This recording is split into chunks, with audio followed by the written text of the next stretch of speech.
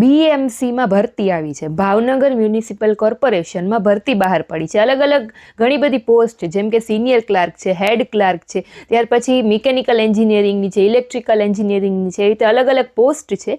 હવે એના ફોર્મ ભરવાની શરૂઆત છે ઓલરેડી ઓજસની ઓફિશિયલ વેબસાઇટ ઉપરથી થઈ ગયા છે. તમે એના ફોર્મ 29 જાન્યુઆરી 2026 સુધી ઓજસ ઉપરથી ઓનલાઈન ભરી શકશો. બરાબર. એજ લિમિટની જો વાત કરું તો 35 વર્ષથી વધુ તમારી એજ ન આવવી જોઈએ.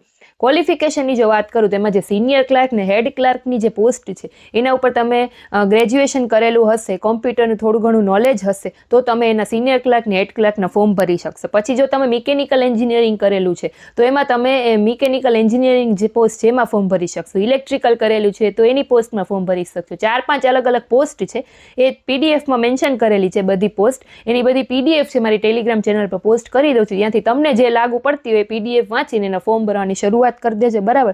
હવે આમાં પરીક્ષા પદ્ધતિ કેવી રીતે રહેશે તો કે આમાં છે પહેલાં તમારી જે ટકાવારી હોય, રિઝલ્ટની પર્સન્ટેજ હોય, ધારો કે તમે ગ્રેજ્યુએશન કરેલું છે, ગ્રેજ્યુએશનની ટકાવારી હોય, બરાબર, એના ઉપરથી છે એ મેરિટ બનાવવામાં આવશે. એ મેરિટ ઉપરથી જેટલા લોકો સિલેક્શન થશે ને એટલા લોકોને જ પરીક્ષા આપવા દેવામાં આવશે. એવી રીતનું છે. પહેલાં ટૂંકમાં રિઝલ્ટની પર્સન્ટેજ ઉપરથી મેરિટ બનશે, એના ઉપરથી જેટલા વિદ્યાર્થીઓના નામ સિલેક્ટ થશે એટલા જ ઉમેદવારો એમાં પરીક્ષા આપી શકશે. બરાબર. આવી રીતનું છે. અને ધારો કે તમારે રિઝલ્ટમાં ટકાવારી ન દર્શાવેલી હોય તો ઘણા એને સીજીપીએ ને એસજીપીએ ને એવું બધું હોય છે, તો એને તમારે ટકાવારીમાં કન્વર્ટ કરી એનું સૂત્ર આપેલું હોય રિઝલ્ટમાં એ કન્વર્ટ કરીને પછી ટકાવારી જે આવે ને એ જ તમારે ફોર્મમાં દર્શાવવાની રહેશે. જો તમે સીજીપીએ કે ભૂલથી એસજીપીએ ને બધું દર્શાવેલું છે તમારું ફોર્મ, તમારી અરજી રદ થઈ જશે. એટલે એ વાતની એક ખાસ ધ્યાન રાખજો.